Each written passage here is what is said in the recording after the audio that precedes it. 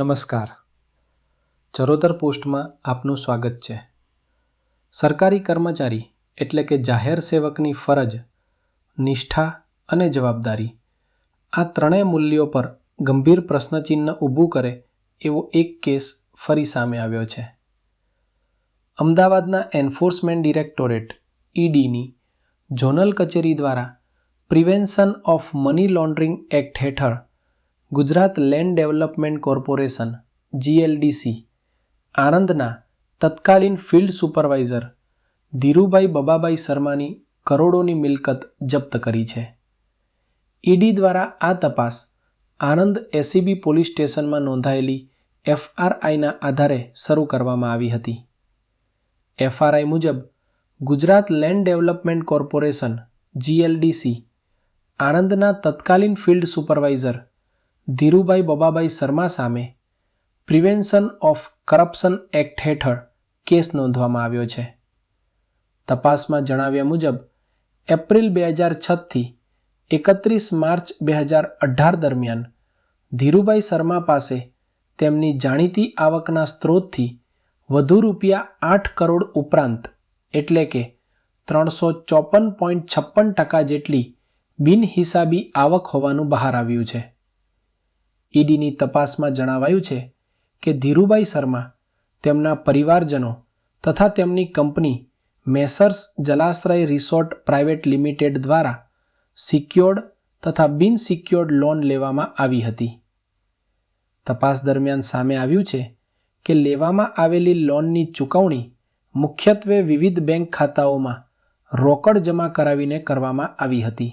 રોકડ જમા થયા બાદ આ રકમ ક્રિષ્ના ફાઇનાન્સ ખાતે લોન ચૂકવણી માટે ટ્રાન્સફર કરવામાં આવતી હતી.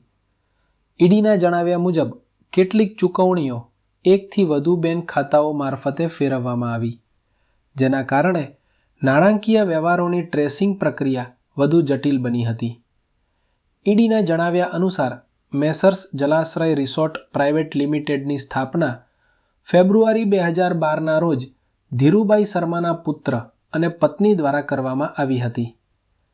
રિસોર્ટ માટે ઉપયોગમાં લેવાયેલી 52 ગુંઠા જમીન વર્ષ 2007માં ₹5,40,000 બજારમાં ખરીદવામાં આવી હતી. રિસોર્ટના વિકાસ માટે શરૂઆતમાં ₹5.5 કરોડની સુરક્ષિત લોન લેવામાં આવી હતી, જેમાં વર્ષ 2018માં ₹7,80,00,000ની વધુ લોનનો ઉમેરો થયો હતો. આ ઉપરાંત વર્ષ 2015થી 2020 દરમિયાન રિસોર્ટના વિકાસ હેતુસર ₹1,19,00,000ની બિન સિક્યોર્ડ લોન પણ લેવામાં આવી હતી. તપાસમાં વધુમાં જણાવાયું છે કે રિસોર્ટના વિકાસ માટે લોન ઉપરાંત બેંક ખાતાઓમાં રોકડ જમા, 2020 વિવિધ સ્ત્રોતોમાંથી થયેલા ટ્રાન્સફર તથા મેસર્સ પ્રેયા સર્વિસ પાસેથી મળેલી રકમનો ઉપયોગ થયો હતો.